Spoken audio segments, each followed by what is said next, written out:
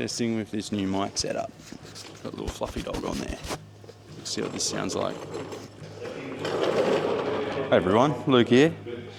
Got a mate's 2020 Mustang in. He's got a little issue here on the front bar, so we're just going to make a little video out of it. Little, almost a tutorial in a way.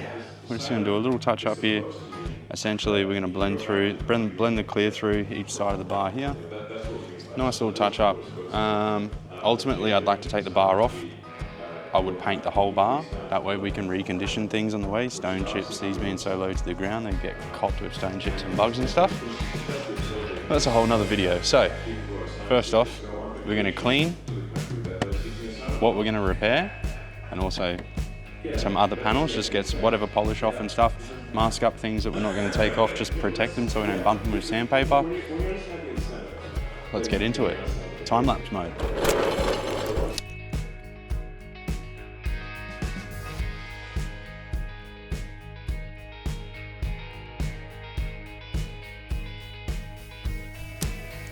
Alright, so essentially this is what we're repairing here.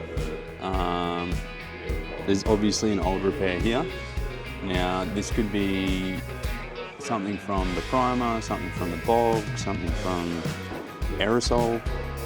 Could be a magnitude of things. So we're going to put a bit of 320 on the sander. I trust the Milwaukee Whizzer here. 3M 320. We're just going to keep it nice and flat, just do the small area. Slowly work back this paint,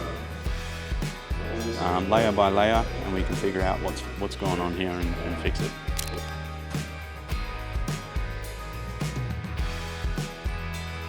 Alright, we're sanding some back. Now, all this grey is obviously primer, the black is the raw plastic, and we've got some filler in here. Now, this filler would have been that whole thing, but it's just from sanding it, I'm dragging it back this way. So I'm going to get rid of all this filler, because I have a feeling that is what's giving us our discoloration here. You can see it just on this front edge here as well. This light patch runs along here. So I'll probably hand sand the front here. I'll keep sanding the rest of this out. We'll get some fresh filler in there with our splines. We'll get it primed with 2-pack primer, and we should be pretty sorted.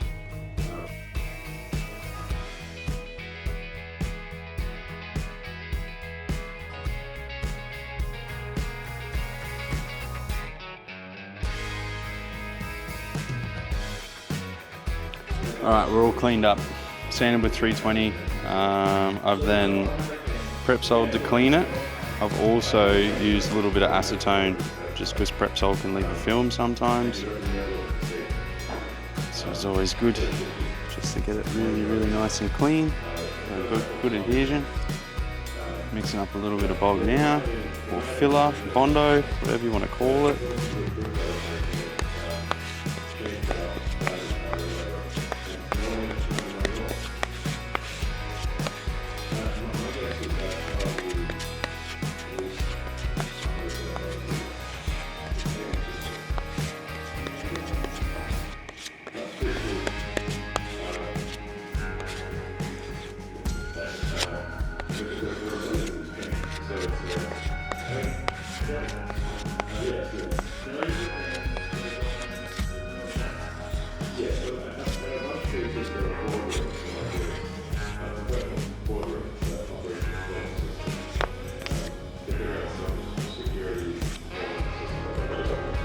Alright, I know I said we were going to use our splines, but it's a very, very small area.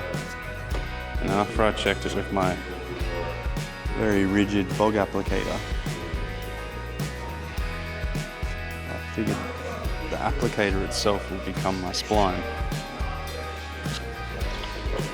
If you don't know what splines are, get over to melamotive.com. Have a look. They really make bodywork in an entire car so much easier, so much nicer, so much faster, and it improves your quality. Holy shit, a spider just crawled out.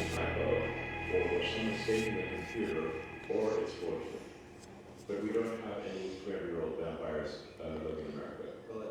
Allegedly.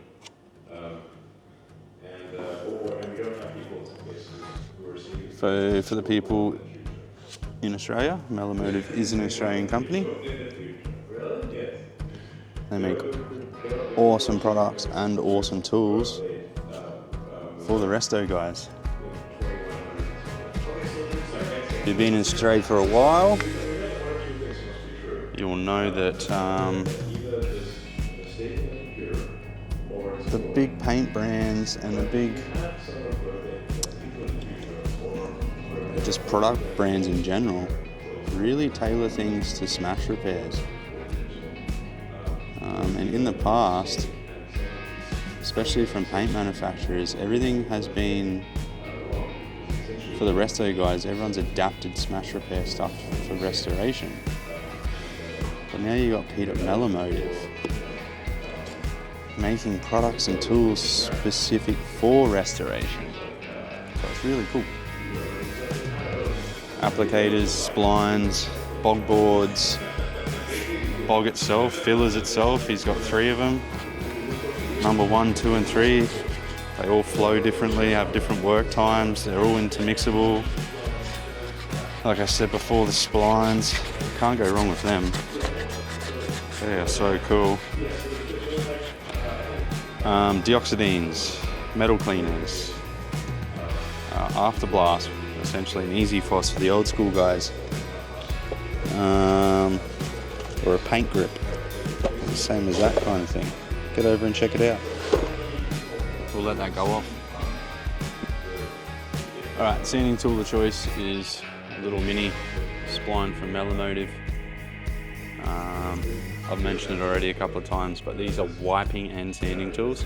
So you can use this as an applicator, or you can put some stick-it sandpaper on there. And it's now your sanding tool. So I'm going to use a bit of 240. Now the reason I'm using a lighter sandpaper is because I've only feathered it with 320. There's not going to be a bunch of material on here. I'll use a nice light sandpaper just to start getting the shape of this right.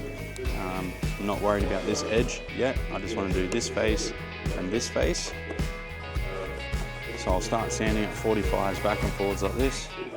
Once I'm happy with this surface or it's close, I'm going to do this one, and then I'm going to start grading my paper. The reason I'm not using like an 80 grit or a 180 grit or something, again, I've feathered out really nice and smooth. It's not a major repair. This, my sanding scratches are going to go out to here and out to here.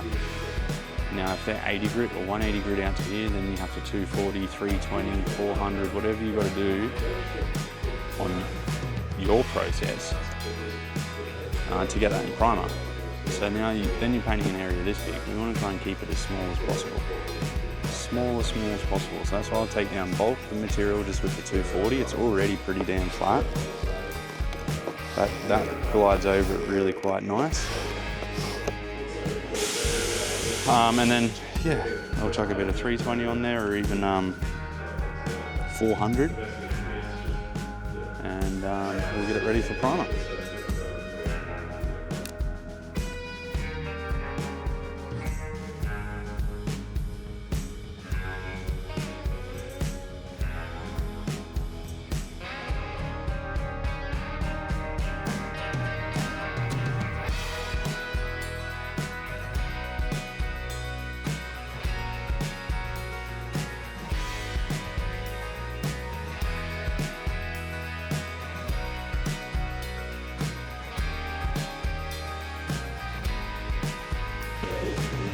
All right, blocked with 240, blocked with 320. I put a bit of paper down and just sprayed a little bit of black pressure pack on there because I've got no powdered guy coat left, which is ideally what I like to use. So, just a little bit of a black acrylic in a pressure pack, chuck that on. Now why do we do that? So we can see our sanding marks. I'm gonna finish this repair off in 500, which might seem a little bit excessive, but again, trying to keep this as small as possible. It's just the nature of this little touch-up I'm doing for a mate. Also, you minimize sink back, because this is a little bit of a rapid repair, we're not going to have time to let the products actually properly cure, and I guess when they cure, they shrink. Every paint company will tell you that. So when they shrink, they fall into all the sanding scratches, and that's where you'll get all these lines underneath your paintwork. On a solid colour, not as noticeable. On a silver, you'll see all the metallics sit in those lines, and you'll get all these random patterns in there, and you're not going to be happy with it. Your mate or your customer's not going to be happy with it. So I'll just show you quickly what this does.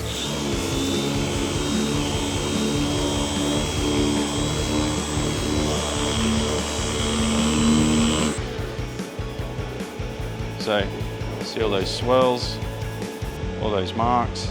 That's all of our 240 and our 320 marks. So we'll just give that a quick sand until those marks are gone. And then we're basically ready for primer.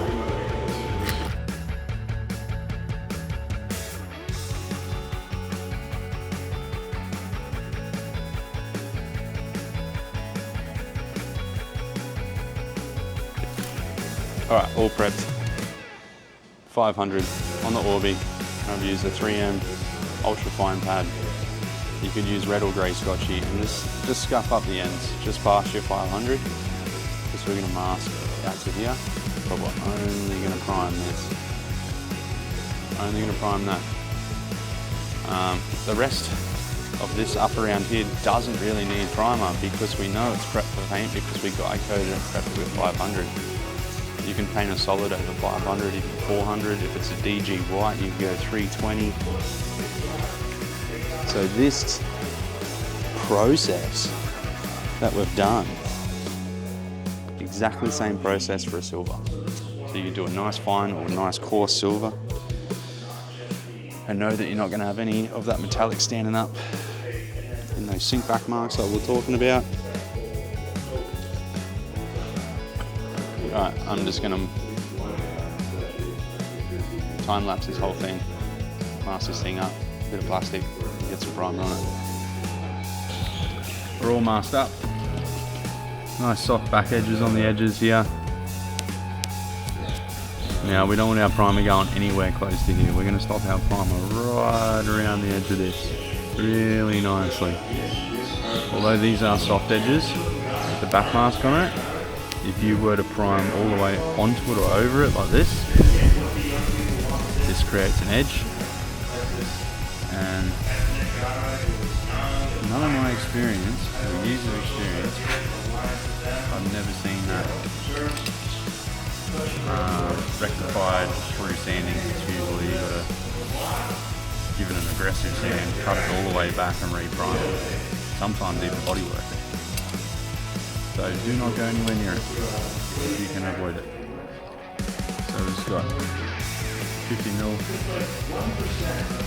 of Bazlak primer mixed up in a little GPS cup. Trusty cam primer gun. Put that on. I'm just going to give it a really nice coat of primer. Doesn't need to be much because we've finished it so fine. You realistically could probably prime it with like wet on wet or something if you're in a bit of a rush. Yeah. You know, working in a shop and boss breathing down your neck, but other than that, what I should add as well is don't douse this with Prepsol. Like, if you've just prepped a bonnet or a door or something, you go and spray Prepsol on the whole thing, wipe it off, that's all well and good, but your bog is essentially a big sponge. If you go and waterlog that with Prepsol, you know, spray your Prepsol on, go get a rag, wipe it down, come back and put your primer straight over the top, you've waterlogged it with Prepsol. As soon as it gets heat, you'll notice all your primer and everything bubble up and just go boom into one big pimple. It's because all the Prepsol is trying to escape from the bog.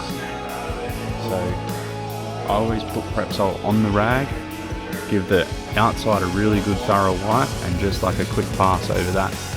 Then if you get an air gun, you can see, when you start blowing it, you can see the moisture coming out of it. So, just a tip along the way, I guess. Low pressure, small fan.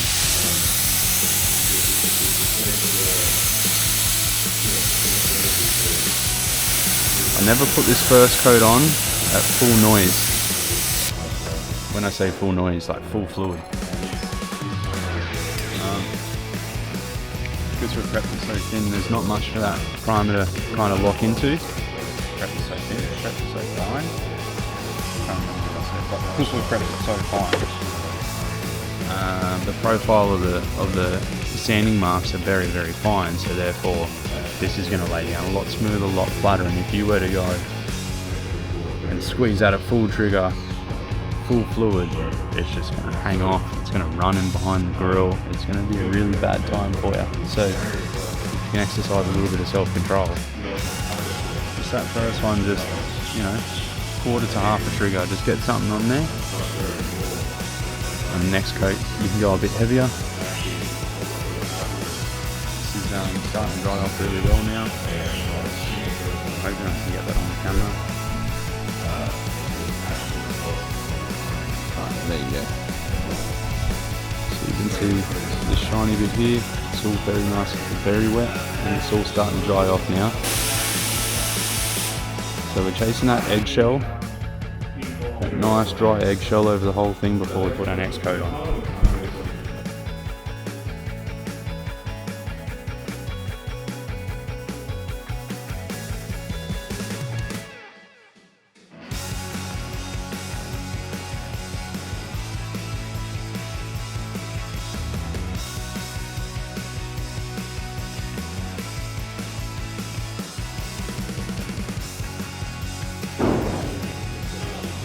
Primer's dry and cured. I've put some black pressure pack enamel on there again as our guide coat. On to the next stage.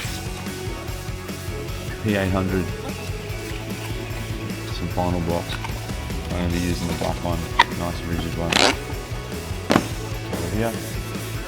We'll get this sand with ball 800, and I'm going to move on further down the bar, and I will use some ultra soft pads, ultra fine pads, sorry, some Scotchbrite to prep up the rest of this bar so we set some clear.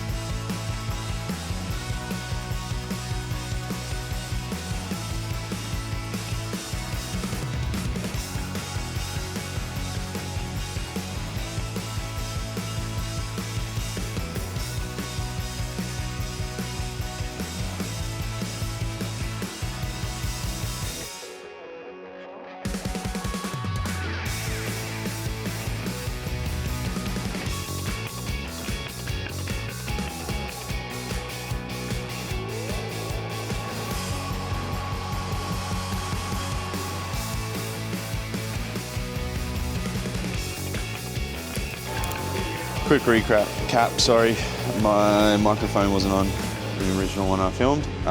So I've just used final blocks. These come in all different shapes and sizes. Nice little ones with different curves on them. The big ones, again, each side has a different curve. Well, that's a sharp curve. More of a radius. Acrylic hard block for chopping down that clear nice and flat. So yeah, 800 on the block. Blocked this. Guide coated it first, obviously. Blocked it. And then I've just used some Scotchbrite and ultra fine pads just to prep our blend areas down just through here. I've just scuffed just past here on both sides.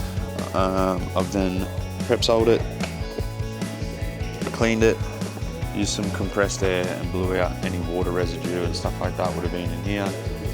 And on the bonnet rubber, behind the badge, etc. I've then gone through, cleaned it with Prepsol, used a bit of acetone very carefully around my areas where I want to blend, and on some of these rubbers to get rid of some armor oil and stuff. Now we're just going to run some tape on this thing, get it masked up, mix up some colour, start painting it.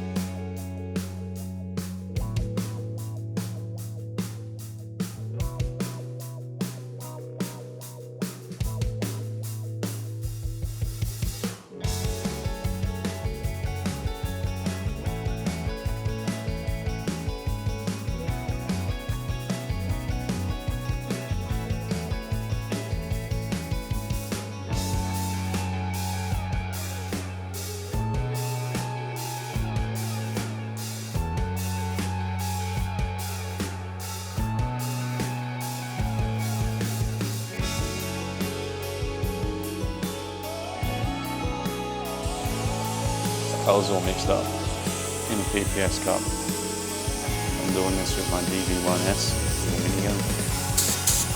Keep it nice and small. Give it a little tap rag. Not too worried about the rest of this at the moment. Because we're only focusing on this, we're going to turn this grey patch green. And we can work on blending the colour out.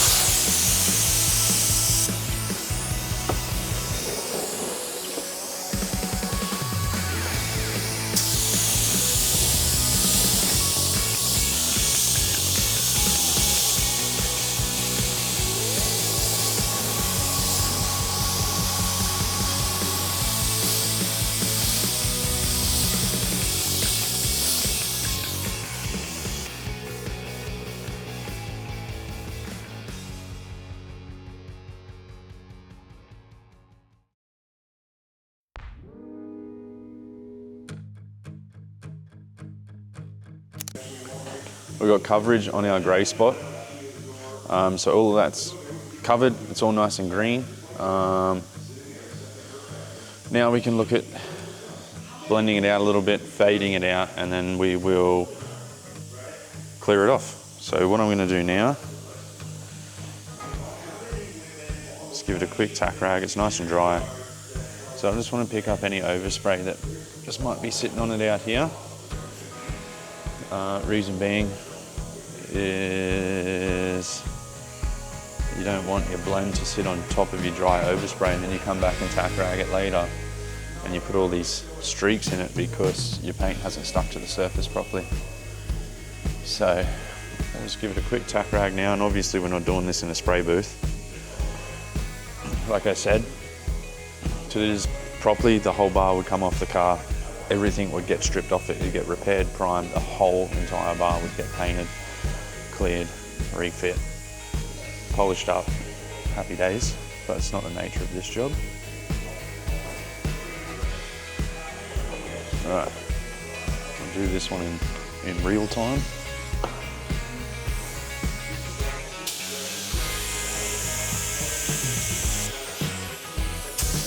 All we're gonna do is just blend that colour out a bit. Can't see where it finishes.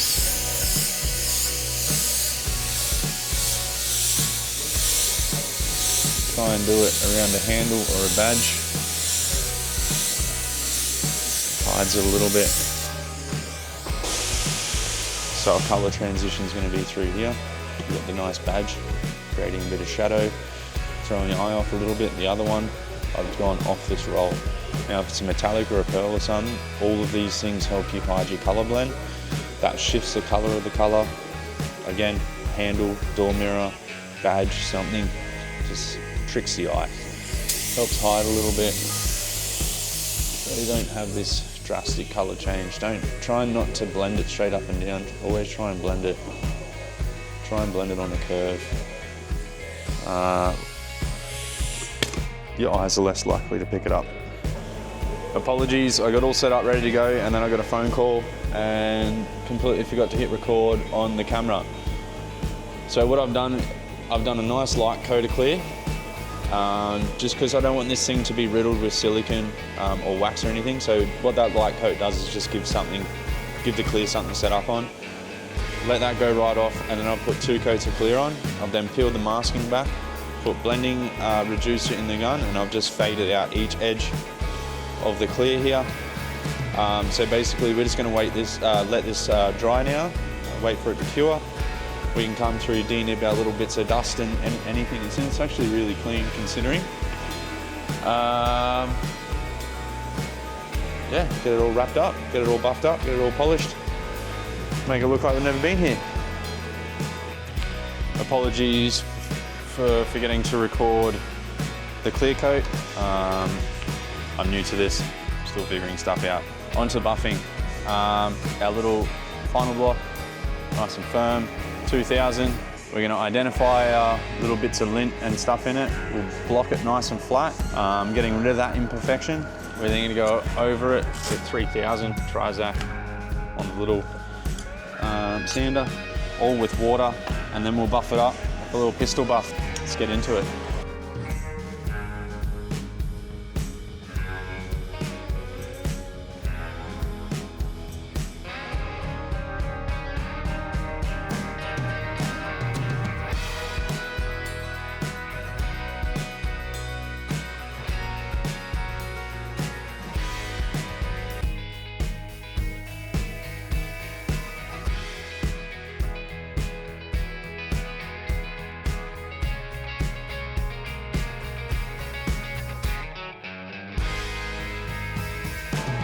This is what it looks like after a denib. So I've gone through and blocked any areas that I wanted to that had any dust nibs, lint, anything like that in it. I've then gone over with 3000 Trizac on the little 75mm Orbi. Now not everyone has a little 75mm Orbi, and those Trizacs are pretty expensive. You could just buff up the 2000 and be perfectly fine, but this just makes everything just a little bit easier. So you can see it's got a bit of a matte finish on it compared to the bonnet, which is perfect. We have not sanded at all our blends on each side. We haven't touched them yet. We should just be able to buff them.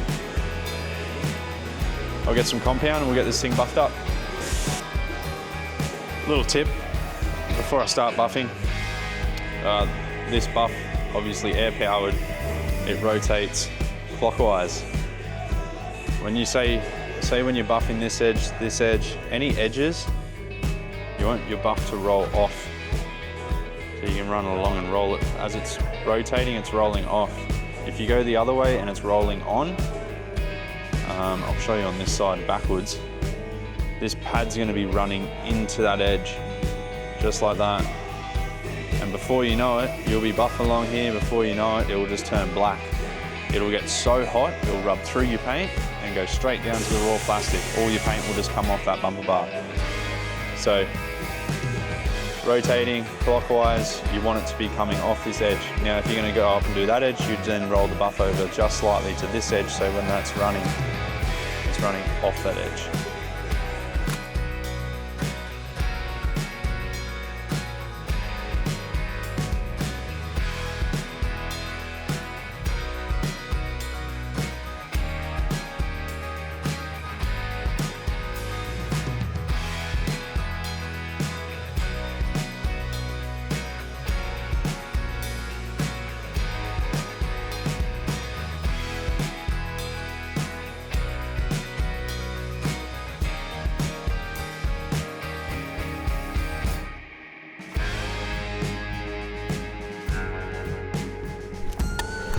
I've zoomed right in on our blend here.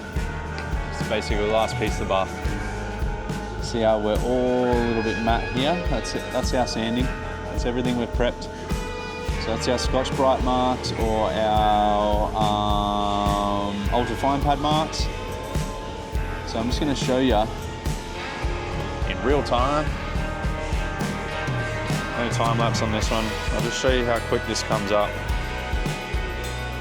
I'm going to use a tiny, tiny little bit of compound, not much.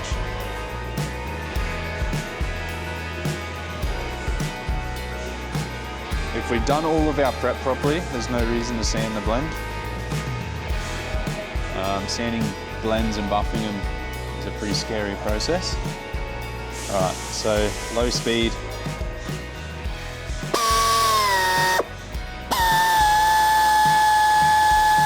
Very light pressure, almost no pressure to be honest. Because the only thing we're buffing is our prep marks and our blend out thinner.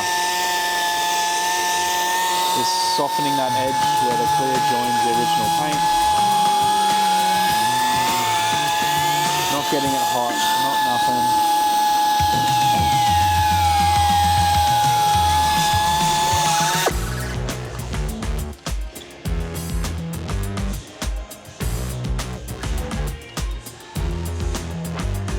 That's basically it.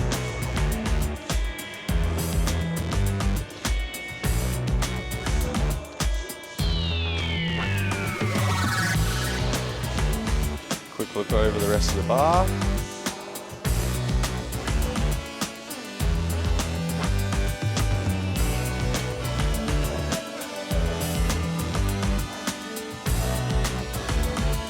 Other blend.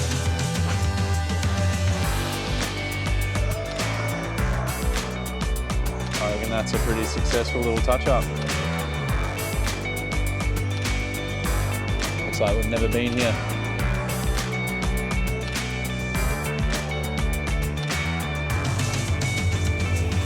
So I'll just finish buffing this up now. We'll get some polish on it. But that's a pretty straightforward little bumper bar touch-up. Go at it, have fun. There's no metal there, can't rust. As long as it's your own car, who cares? Have fun. This process would be done in major smash repair shops, insurance shops. Yeah, I've been in shops that's been done out in the workshop like this. Otherwise, ran through a booth quickly or a prep bay. So, if that interests you, rip in, have a go. It's just paint. Wait 2 days, sand it, prime it, try it again. As long as it's your own car or your own piece, who really cares? Get out there, have some fun. Any questions, let us know.